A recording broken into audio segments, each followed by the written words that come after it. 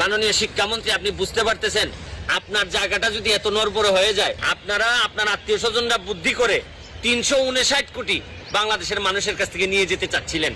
দেখেন, আপনি, আমার বিশ্বাস যে এটা আপনার খুলাসা করা উচিত। আর এই বিষয়টি আমরা এখন মিডিয়া খুললেই এই গত 1 বছর ধরেই এটি নিয়ে তো আলাপ আলোচনা চলছে। আর কত আলাপ আলোচনা হবে সেটি বিশেষভাবে আর কি আলাপ আলোচনা হবে সেটি বুঝতে পারছি না।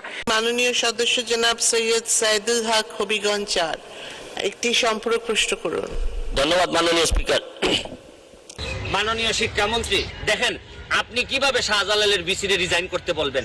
কারণ শাহজালালের বিসির বিরুদ্ধে যেসব অভিযোগ, কারণ এইসব অভিযোগ তো আপনার বিরুদ্ধে, আপনিও তো আপনার লোকজনকে কন্ট্রোল করতে পারেন নাই, নিয়ন্ত্রণ করতে পারেন নাই। শাহজালাল সাহেবের, এই শাহজালাল বিশ্ববিদ্যালয়ের বিসির পদত্যাগ যদি দাবি করে মানুষ, তাহলে আপনার পদত্যাগ দাবি করবে না কেন? কারণ আপনারা হয়তো দাবি করে না, কারণ আপনারা ভয় পায় মানুষ। আপনি এবং